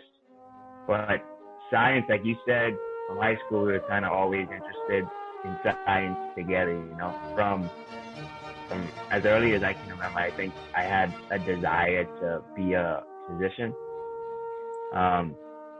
And that just like led into this interest that I had in science, whether it was biology, chemistry. It's like, I want to be a doctor, and medicine is very cool to me. So I just gravitated to all the fields of science. Eventually that led to me going to do my bachelor's and become a mechanical engineer. And that led me down a whole other path into the medical device industry and really understanding how things work, being an innovator. And now I find myself right back in medical school, where what I wanted to do from, like I said, as far as I can remember. So it's always been science, man. That's very good. That's very good. So my question to you is, I want to hit home like immediately. How do you maintain view of the bigger picture in your career and in your life in general? So when you face challenges and obstacles, which I'm sure you have, how do you maintain view of the bigger picture and keep your goal in focus? I think a big thing for me is knowing what my goal is, right? And if you don't have a clear picture of your goal before you set out on your journey, then it's even not much harder to keep it in sight. You don't know what you're looking at. Okay. For me, before I went to undergrad, I knew like, hey, I want to be a neurosurgeon.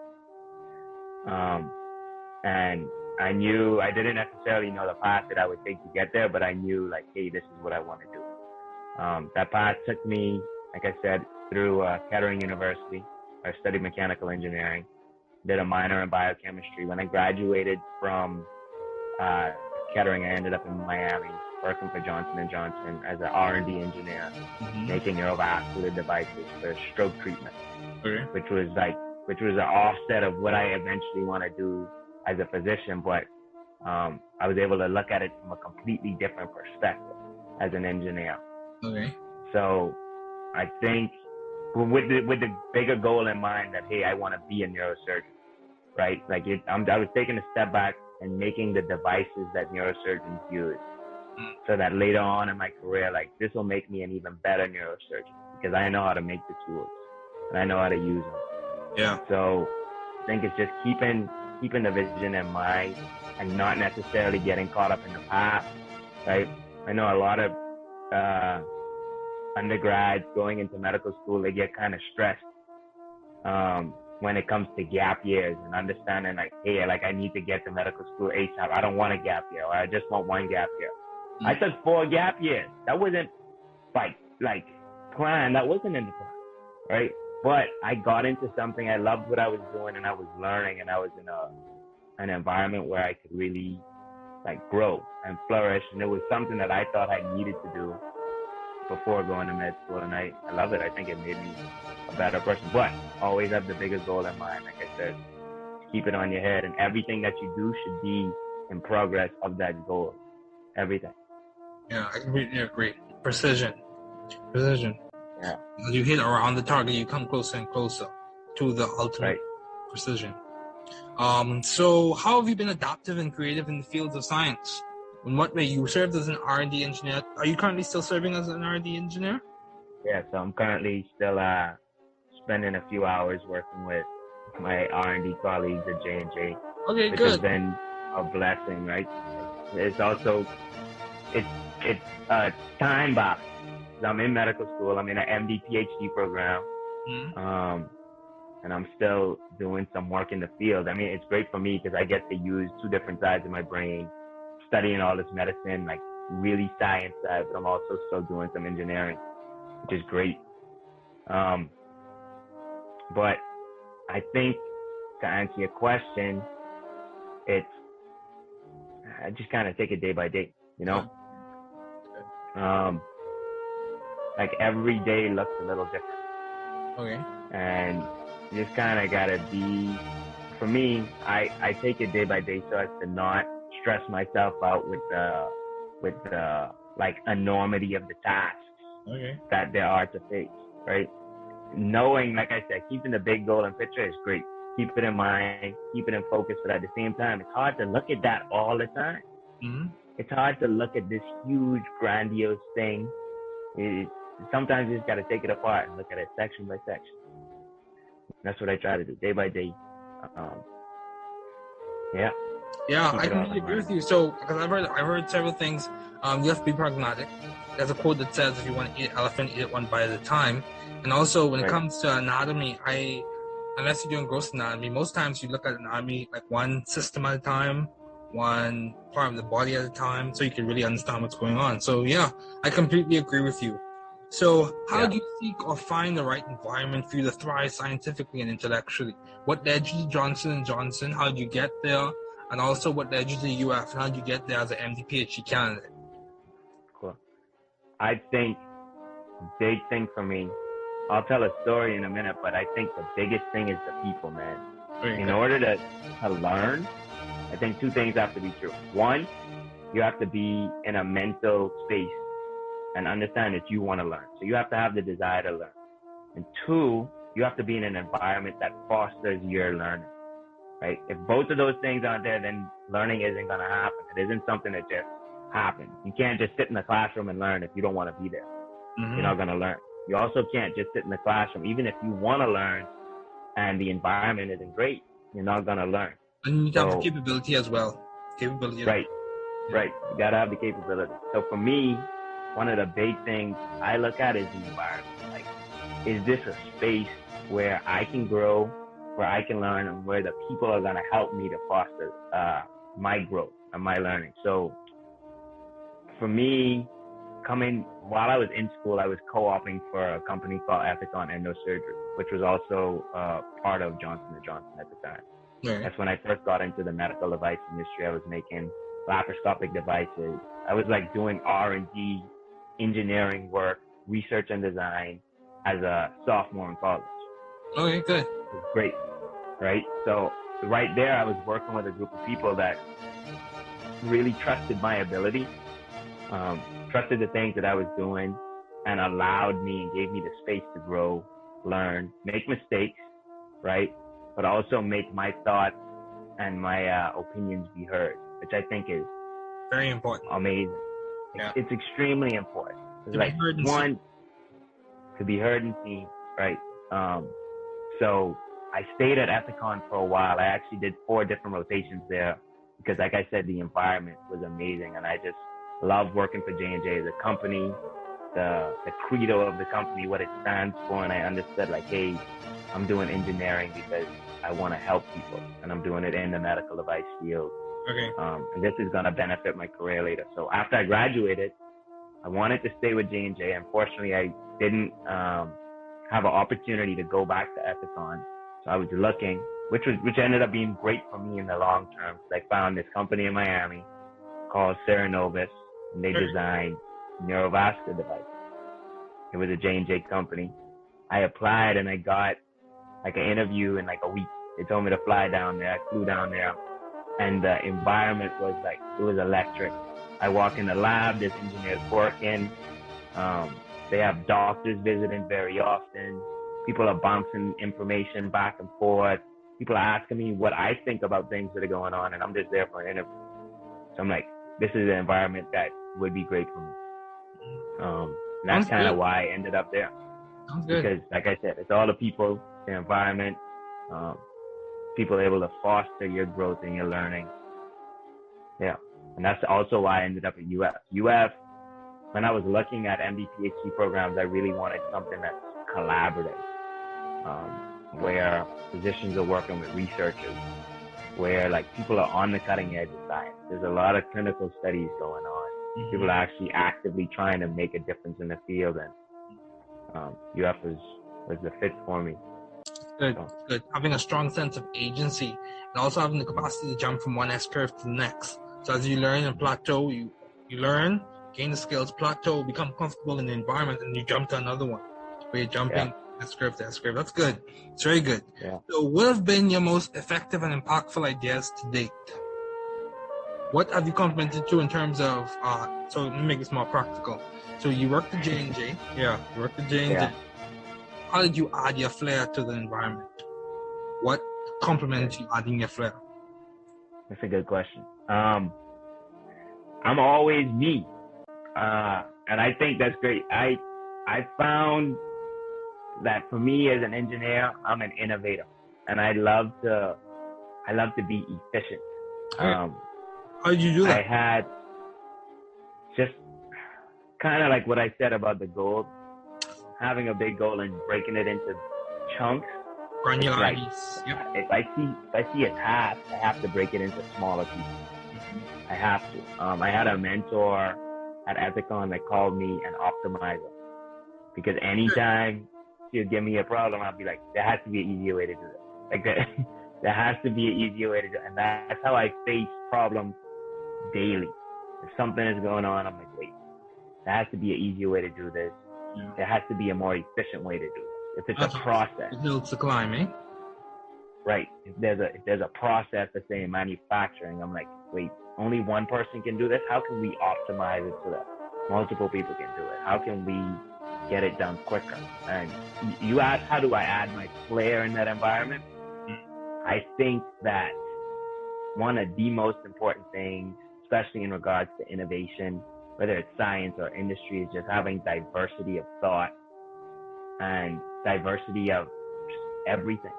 Yeah. Diversity is so important. Me, of course, I was the only, at the time, I was the only black R&D engineer working in that office in Miami, which is great. And I was like the youngest person working there as well as an R&D engineer.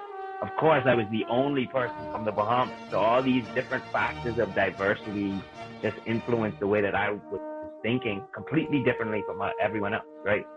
I think that is so important. So if I'm forming a team, I'm always thinking about, like, where can I grab diversity from? Who's thinking differently than I am? Right? I don't want a bunch of Chadwins on my team, even though I think I'm great. I don't want a bunch. Nothing wrong with that, bro. I feel the same way. I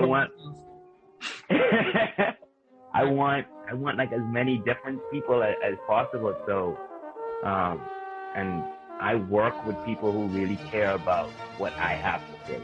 Yeah, that's and good. I think that's like a part of respect, and also trust. Mm-hmm. Trust in that, like, I know what I'm talking about when I say something.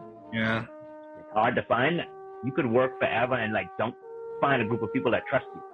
Yeah, that's true. And so several things come up.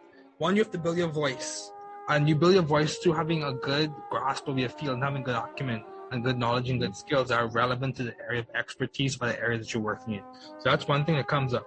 Trust. I've heard people say the success of an organization goes or is one of the factors that complements the success is trust, and the speed of trust in the environment influences the path and trajectory of the organization. That's that. 2. And then 3, what you said you brought up a key point, being yourself, you know? We could all try to be someone else, but at the end of the day, the best person we can be, and I think this is an established fact, is yourself. There's something unique in your personhood that complements you being able to do that well. So that's good. Yeah. Very good. Yeah. So how do you maintain a balanced life given all your responsibilities and accomplishments? Are you balanced, Chadwin? I try to be, man. Yeah, that's good. That's good. So how do you manage it? How do you manage your time? How do you manage your workload? That's a practical way to do this. To answer this question. So for me, currently, like, being in the MD PhD program, when I started, I mean, obviously I was living in Miami. I had a lot of free time, working in industry. As soon as I got off of work, I think I was off work and I really took time to have like mental space to myself. So being out of school for 4 years, coming back into what I know is a really intense program, I'm not sacrificing my own mental health. I'm just not. Like, I understand that medical school is hard. And some people would say like, oh, like I'm being arrogant or I'm being cocky because I'm not sacrificing my mental health, but I'm just not. So, because a lot of people do. because a lot of people feel like that's the only way that you can make it in medical school. You have to be up and study for 12 hours every day or 14 hours. If you're not studying on the weekends, then what are you doing? But I think that everyone has to find their niche and understand what they need to do in order to succeed. And for me, what I've found, like in this environment, is that people compare themselves to others. Like, I need to be studying this much, or I need to be studying in this way, and don't really take the time to find what works for them. So a big thing for me is like I said, I wasn't in school for like 4 years. So coming into it, I really tried to figure out like what's gonna work for me. Am I gonna go to class? So I started to go to class every day. Like, is this gonna work for me? And then some days I would sit home and watch lectures from the computer. I'm like, this doesn't work for me. I need to be in class every day. This is active learning that I'm doing. I have an exam every 2 weeks. I'm like, how am I going to study for this? Am I going to study every night? No, that's kind of stressful for me. Let me develop a schedule, develop a plan, and like, I know when I'm going to go through this material. That's been really helpful for me. It's good, dude. Like I said, I've been planning. I have time for myself in my planner, which I think is extremely important. If you don't make the time for your own mental health, then it won't exist. Wow. That's a good point. Yeah. So, dude, I completely agree with you. You know, mental health is so important. 1, 2, you made the joke of if you're not sacrificing your mental health, and you said some people might say it's cocky. Dude, you know, at the end of the day, people will say what they have to say. You have to live with you. So I don't pay it no mind. But people's opinions have merit, but it doesn't float or sink your boat, eh? So the reality is, this is the thing that I think, or what you said is so important. You said people compare themselves a lot in that environment. My thing is, this is the question I raised for instances like that. If academic merit is comparative in the absolute sense, what happens when the things you're comparing are gone? Does the merit still exist? You have to have some type of you have to have some individual merit in that you are trying to be a better you. That's another way to put that. You're trying to be a better person, just a better version of you every single day. So that's good. Yeah.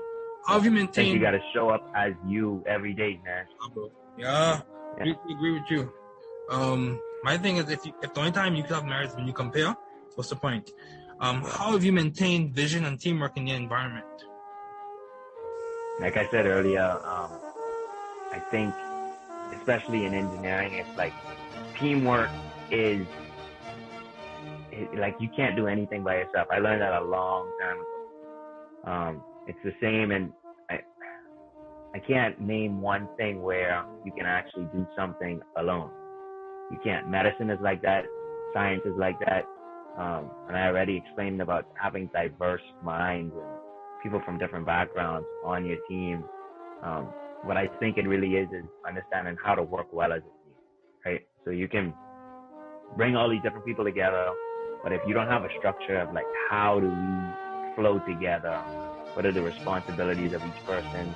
How do these people work together and be as efficient as possible to deal with the task at hand? Then that's a problem. So really, when it's like teamwork is the lifestyle. Like nothing exists but teamwork. I think I spent a lot of time in my teams really trying to be as efficient as possible, using each person's skills, expertise, to like really promote and like bring the task at hand to fruition, you know?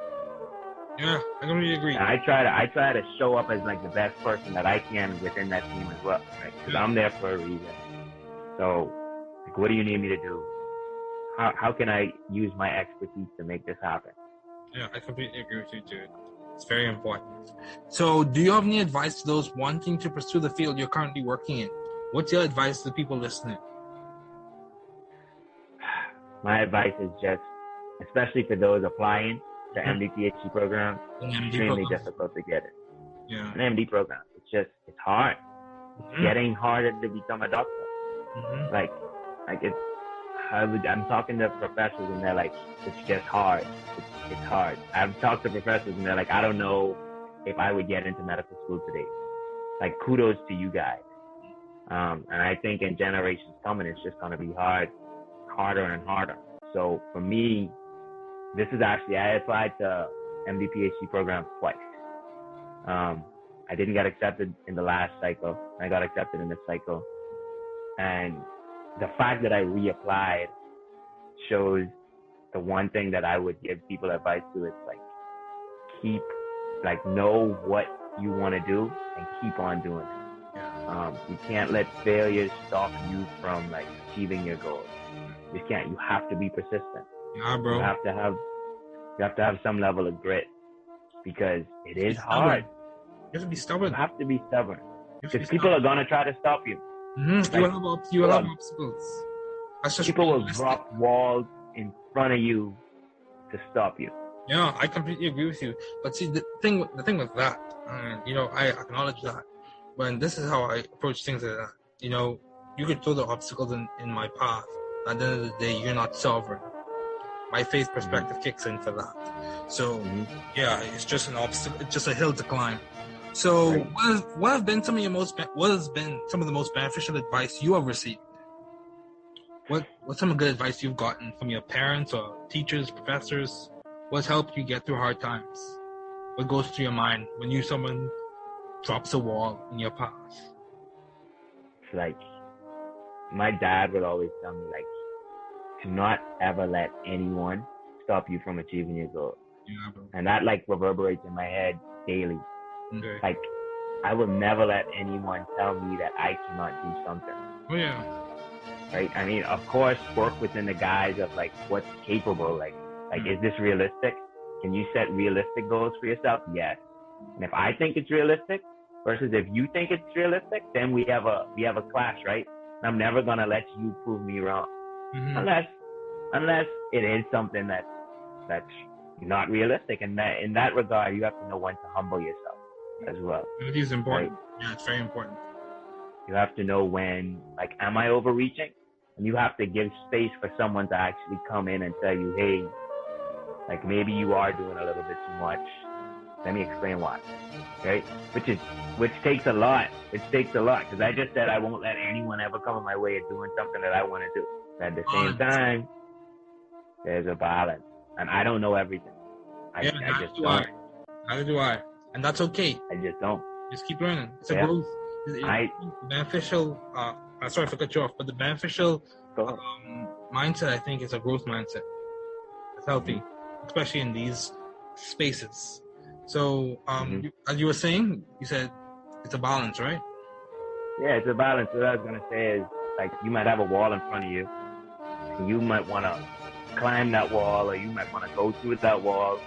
But someone knows what's on the other side of the wall, and they're like, wait, maybe you want to plan a little bit before you just go ahead and jump. You got to be able to listen to that person. Yeah, you have to be teachable. I completely agree. You have to be teachable. You have to give space for the right influences to have influence in your life. Yeah, that's good. So, man, Chabin, thank you so much for joining me today. It was so good to have you on as a guest. Thanks for listening. We're glad you were able to tune into this podcast.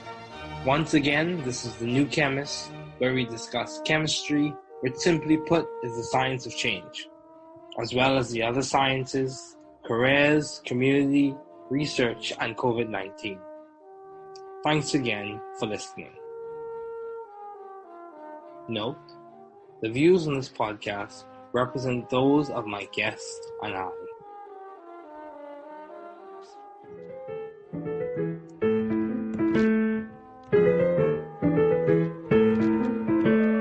Yes, you can. You can do anything if you try. Believe in yourself. You have what you need to succeed. Use strategy, self-care, and community. Believe in yourself.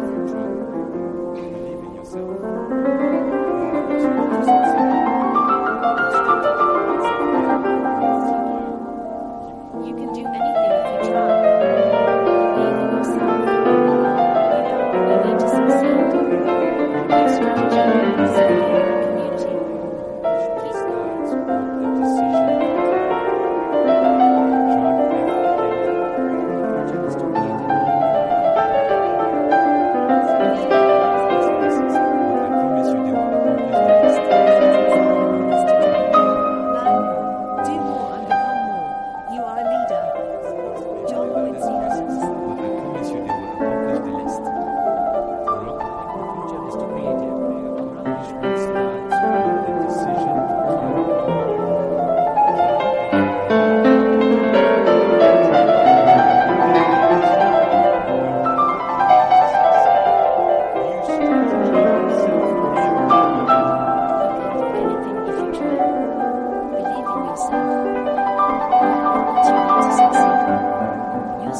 strategy, self-care, and community. Keep going. Yes, you can. You can do anything if you try. Believe in yourself. You have what you need to succeed. Use strategy, self-care, and community. Keep going.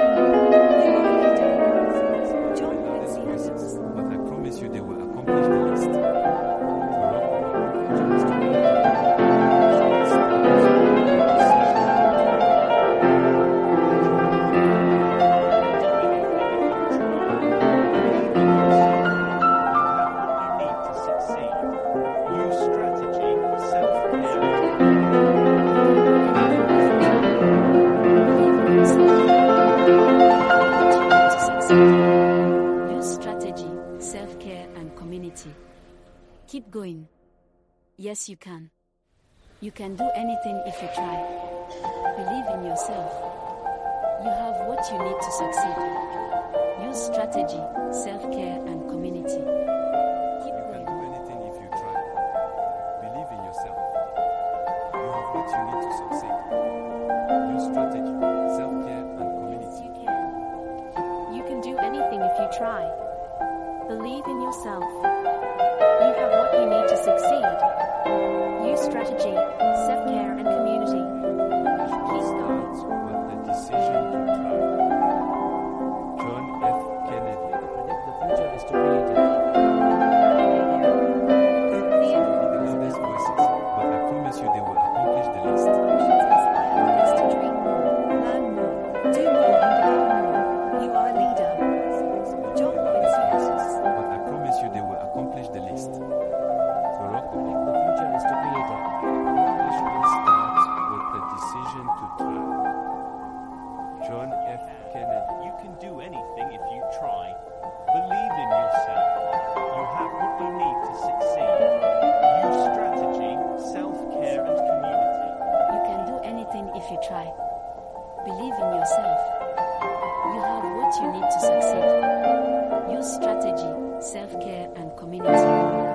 Use strategy, self-care, and community. Keep going. Yes, you can. You can do anything if you try. Believe in yourself. You have what you need to succeed.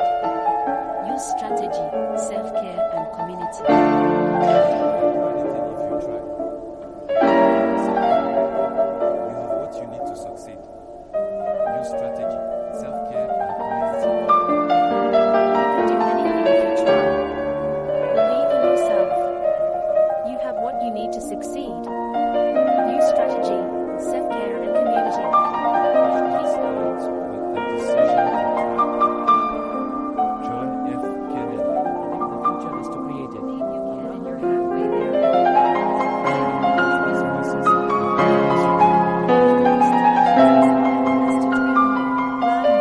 Do more and become more. You are a leader. Cynics may be John the loudest Quincy voices, Adams. but I promise you they will accomplish the least. Barack Obama. The future is to create it. Accomplishment starts with the decision to try. John F. Kennedy. You can do anything if you try. Believe in yourself. You have what you need to succeed. Use strategy, self-care, and community. You can do anything if you try. Believe in yourself. You have what you need to succeed. Use strategy, self-care, and community. Keep going. Yes, you can. You can do anything if you try. Believe in yourself. You have what you need to succeed. Use strategy, self-care, and community. Keep Believe in yourself. You have what you need to succeed. Use strategy, self-care, and community. You can do anything if you try. Believe in yourself. You have what you need to succeed. Use strategy, self-care, and community. Decision to try. John F. Kennedy. The future is to create it. Believe you can and you're halfway there. Cynics may Theodore be the loudest Roosevelt. voices, but I promise you they will accomplish the least. Your actions inspire others to dream more, learn more, do more, and become more. You are a leader. Cynics may be John the loudest Quincy voices, but I promise you they will accomplish the least. Barack Obama. The future is to create it. Accomplishment starts with the decision to try.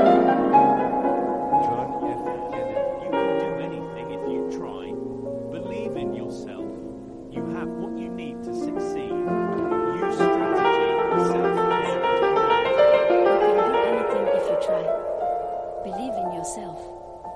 You have what you need to succeed. Use strategy, self-care, and community. Keep going. Yes, you can. You can do anything if you try. Believe in yourself. You have what you need to succeed.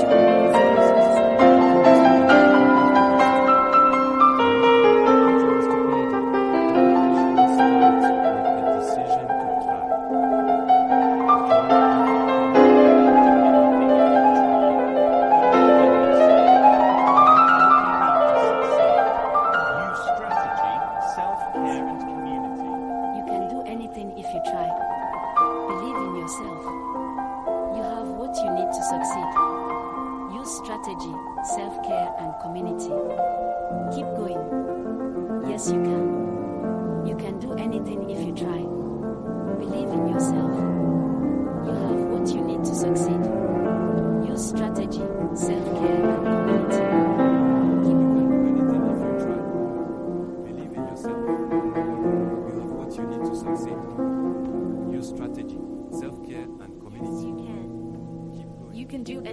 Try.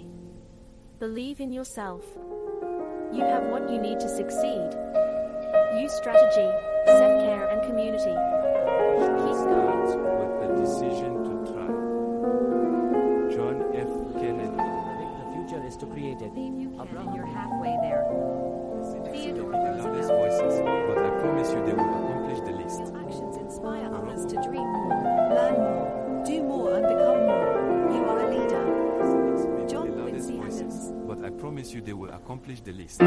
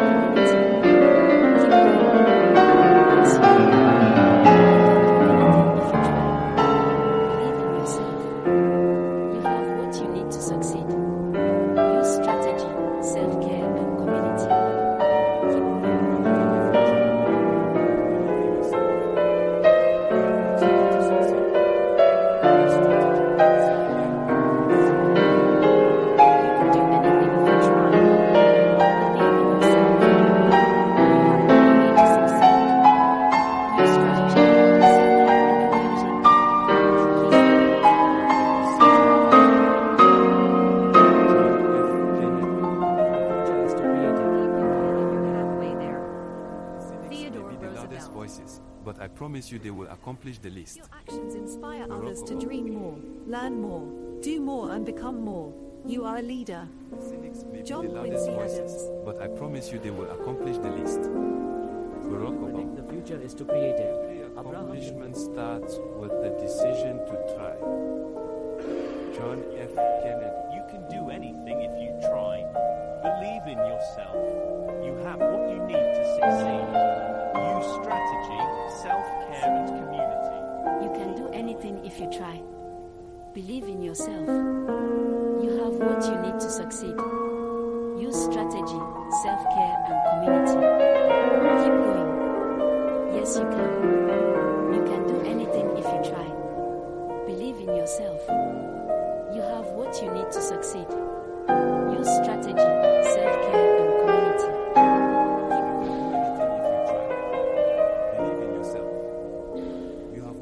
Succeed. Use strategy, self-care, and community. You can do anything if you try. Believe in yourself. You have what you need to succeed. Use strategy, self-care, and community. Keep going. With the decision to try.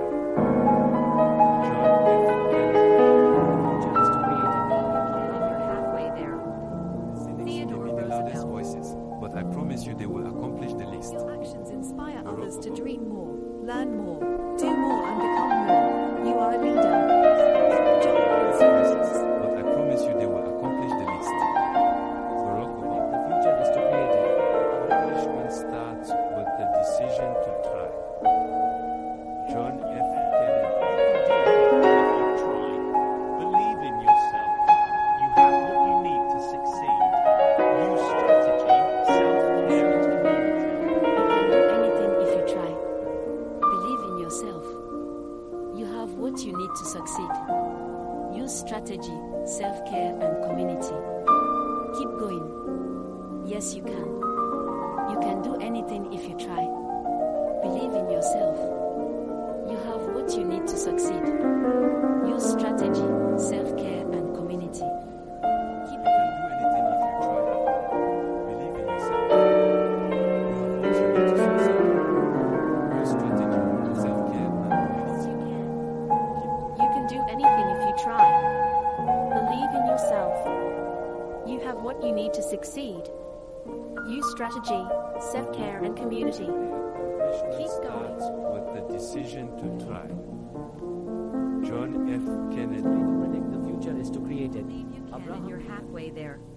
The cynics Theodore may be the loudest Roosevelt. voices, but I promise you they will accomplish the least. Inspire others to dream more, learn more, do more, and become more. You are a leader. John Quincy Adams. But I promise you they will accomplish the least. Barack Obama. The future is to create it. Accomplishment starts with the decision to try.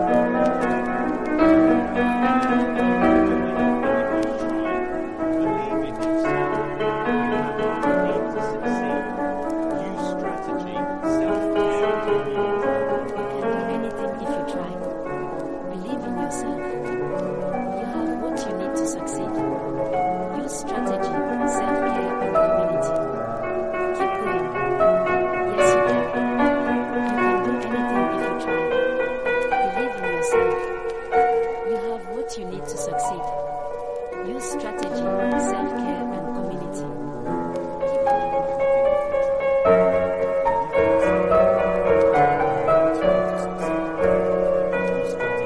self-care, and community. Keep going. You can do anything if you try. Believe in yourself. You have what you need to succeed. Use strategy, self-care, and community. Keep going. John F. Kennedy.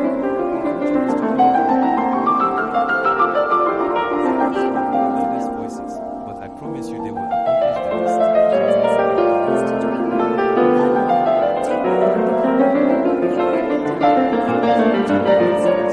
But I promise you they will accomplish the least. Accomplishment starts with the decision to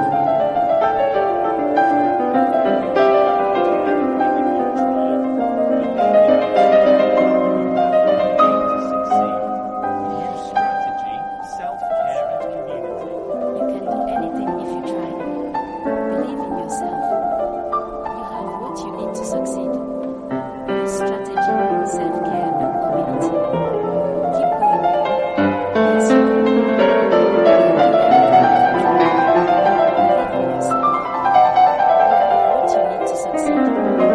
Use strategy, self-care, and community. Keep going. what you need to succeed. Use strategy, self-care,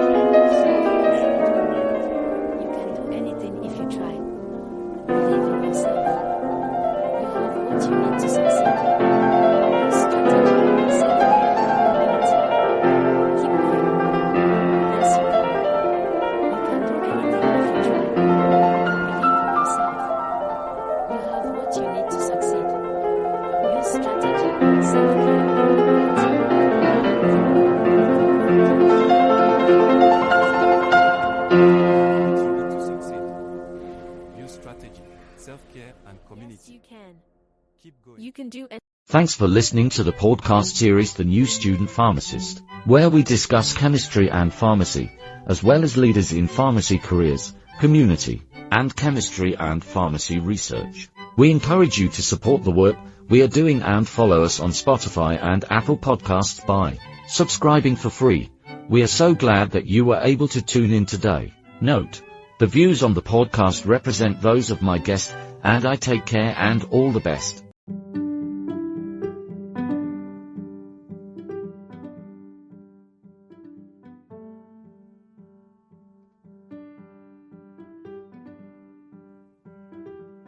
You are very important, especially to us here at the New Chemist podcasting group. You listening in is significant.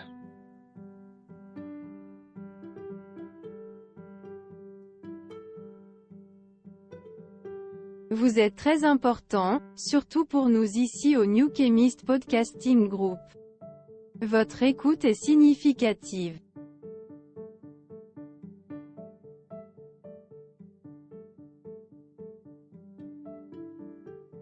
Usted es muy importante, especialmente para nosotros aquí en The New Chemist Podcasting Group. Usted escuchando, es significativo. Você é muito importante. Especialmente para nós do The New Chemist Podcasting Group. Você ouvindo, é significativo.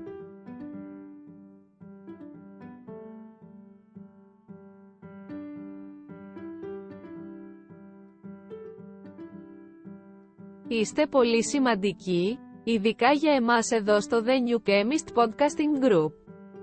Το να ακούς είναι σημαντικό.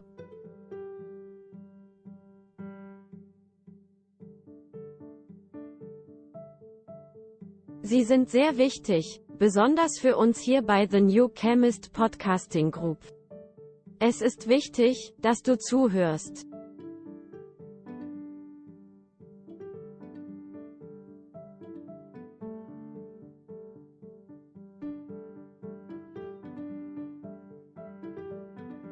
Je bent erg belangrijk, vooral voor ons hier bij The New Chemist Podcasting Group. Dat je meeluistert, is veelbetekenend. You are very important, especially to us here at the New Chemist Podcasting Group. You listening in is significant.